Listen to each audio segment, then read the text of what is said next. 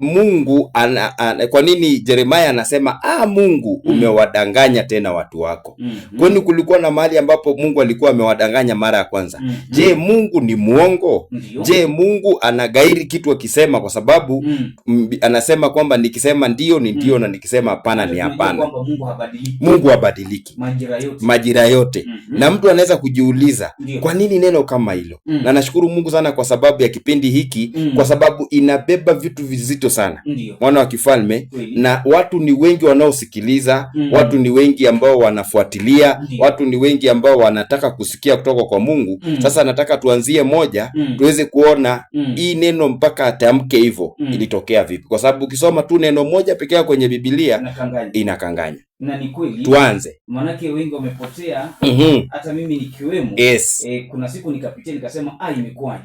Lakini niliposoma kuanzia mwanzo nikapata mwanga. Asante. Biblia inasema kama ukitaka kurudi Israeli, asema Bwana, utanirudia mimi. Ndio. Na kama ukitaka kuyaondoa machukizo yako yasiwe mbele ya macho yangu, ndipo hutaondolewa. Asante.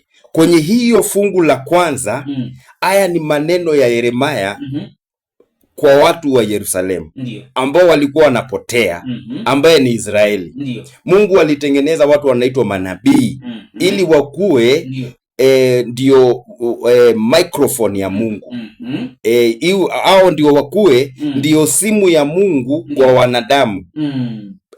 Hao watu wakue ndio watu wako katikati ya Mungu na mwanadamu, mediators. Sasa hiyo neno ni neno ambayo inatoka kwenye kinywa cha Mungu kupitia kwa mtu anaitwa Yeremia. Anawaambia kama mnataka kunirudia, hata kama mmetenda dhambi, inawezekana. Unaona? Haya, pili inasema nawe utaapa hivi, kama Bwana aishivyo katika kweli. Kama Bwana aishivyo katika kweli. Na katika hukumu. Na katika hukumu. Na katika haki. Na katika haki. Ndipo mataifa watajibariki katika yeye. Wanapatiwa mwelekeo wa kumrudia Mungu. Ndio. Yeremia, unajua maprofet wanakaa kama mawakili, wanakaa kama prosecutor. Unajua prosecutor, yeye anakuanga against ule mtu amestakiwa. Sawa? Prosecutor. Lakini jaji anamsaidiaga sana ule mtu amestakiwa. Umeelewa? Sasa jaji ni Mungu. Prosecutor ni nani? Ni nabii. Nabii anakasirika. Anaweza kusikia. Nabii anakasirika, anasema waue, wamalize, wachome, tuma moto, sambaratisha, angusha. Sawa? Lakini Mungu ni mwingi wa rehema. Anamtumia huyu nabii kuwaelezea watu kwa lugha ambayo anaweza elewa, wamrudie yeye. Umeelewa? Sasa anamwambia Yeremia, nenda kawaambie watu hivi. Na anawaambia, sikiza, endelea. Tatu, maana Bwana awaambia hivi watu wa Yuda na Yerusalemu, ulimeni udongo katika konde zenu, wala msipande mbegu kati ya miiba. Umesikia? Yani hiyo ni neno la tubuni. Wacheni kupanda miiba. Wacheni kupanda vitu ambazo hazitawasaidia. Pandeni mbegu. Umesikia? Na mbegu ni neno la Mungu. Katika konde zenu. Hii konde si konde ya mchanga. Si konde ya udongo. Si konde ya mlimani. Sio hiyo. Anaongelea kuhusu mioyo yao. Ukisoma tena hapo chini utaanza kuona sasa. Anasema jitahirini kwa Bwana. Jitahirini kwa Bwana. Kutahiri mioyo. Umeelewa? Kwa sababu mtu ambaye hajatahiriwa moyo anakuwa ni mtu ambaye anatamka vitu ambazo ni za makufuru za Mungu. Lakini akitahiriwa moyo, akiweza kubadilika, anamrudia Mungu. Sasa anasema jitahirini kwa Bwana. Anasema mkaziondoe govi za mioyo yenu. Mkaziondoe govi za mioyo yenu. Yani hiyo kutoka mwanzo mpaka mwisho, hizo ni mafungu ambaye anaongelea kuhusu wokovu.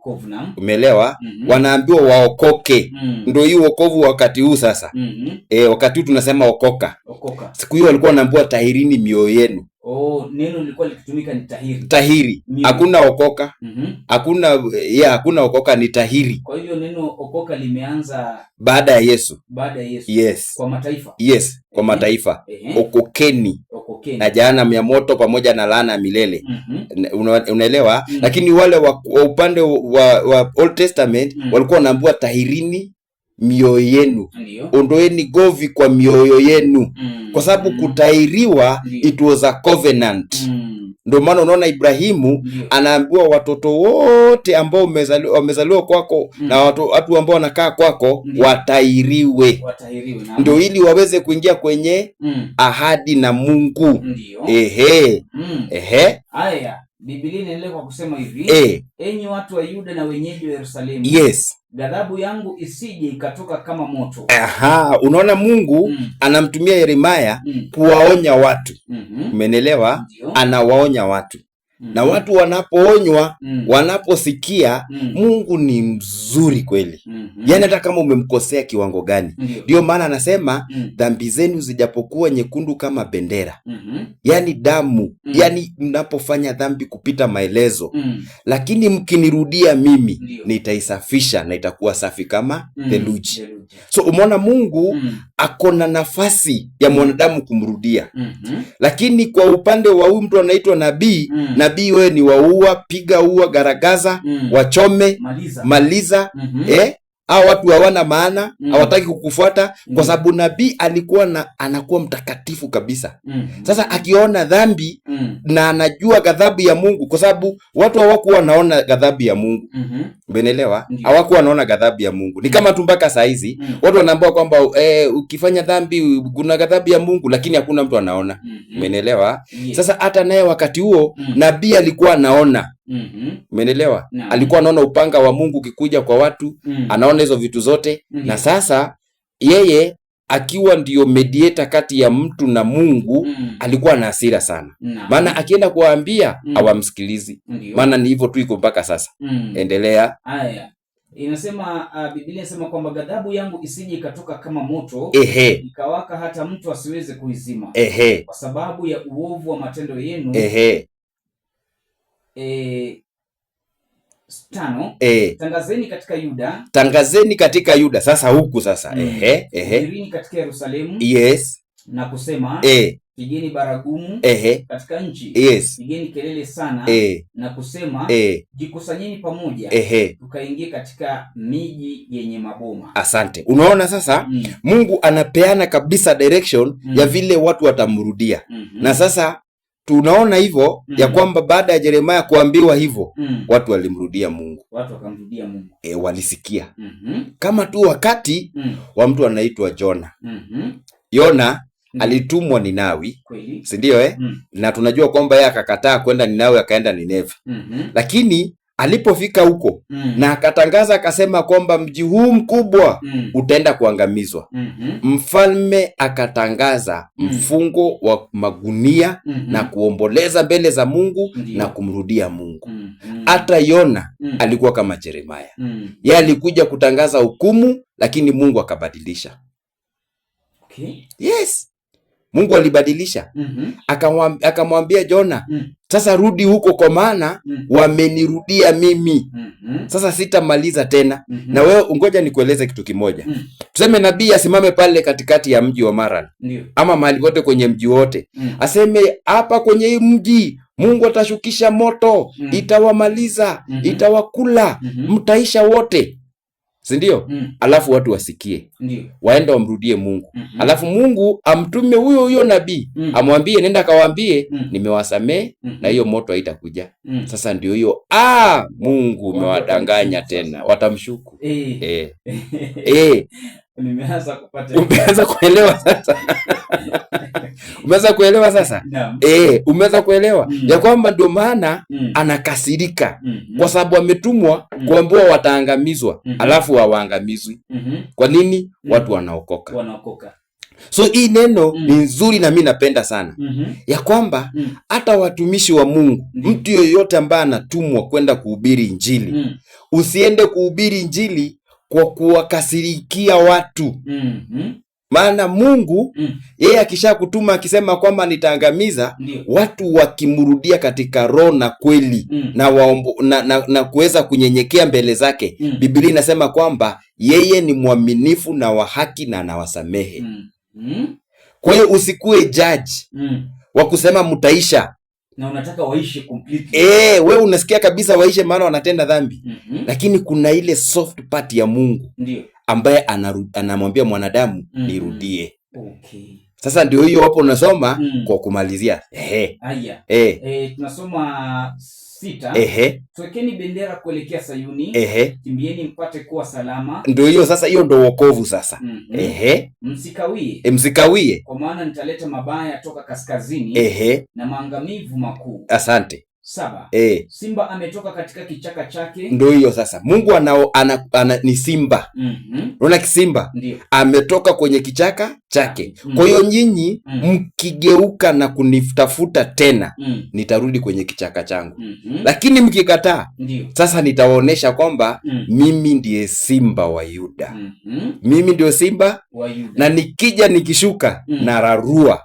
Simba ananga mchezo. Endelea. Ndiye aangamizaye mataifa. Ndiye aangamizaye mataifa. Ameanza kushika njia. Ametoka katika mahali pake. Ametoka kwenye kiti chake sasa cha neema, anakuja kwenye kiti cha hukumu. Sasa awamalize. Lakini wakibadilika tu, anakuwa na neema. Rehema zinakuwa nyingi. Ili aifanye nchi yako kuwa ukiwa. Miji yako ifanywe maganjo. Hii ujue ni nani anaongea? Yeremia. Kwa hiyo akiongea hizi vitu ni za kutisha kweli. Na Mungu amemhakikishia. Kwa hiyo yeye alikuwa anangojea tu, anasema hao wakikataa kusikia, ile kitu itaonekana kwa hii mji. Wataona moto. Lakini Mungu ni mzuri. Yaani nampenda Mungu tena zaidi. Ilikuwa nasikia asubuhi unasema kuna mtu anaenda anahubiria walevi na watu ambao wako kwenye klabu. Unaona? Hiyo ni neema ya kupita maelezo. Huyo mtu hiyo ana neema ya kupita maelezo. Kwa hivyo mimi siwezi. Mimi siwezi. Sina hiyo neema. Ya kukaa kwenye bar alafu unahubiria watu, hiyo sina hiyo neema. Kweli kabisa. Neema ziko tofauti. Na lazima kila mtu afikiwe. Kwa hiyo huyo ndugu ambaye anaenda ama huyo dada ambaye anaenda kwenye club, anaenda na wahubiria, hiyo ni neema imepita maelezo. Kwa hiyo sio jambo rahisi. Si jambo rahisi. Si kila mtu ana hiyo neema. Si kila mtu ana hiyo neema. Neema imegawiwa kwa kila mtu tofauti. Kuna wengine ambao hawana hiyo neema. Na huyo ambaye ana hiyo neema, na Mungu ambariki aendelee, kwa sababu hivyo ndio Mungu alitaka wale watu wasikie. Ni ukweli kabisa, mimi nimemuona. Na ni kwanza huyo ni kama ni kasisi.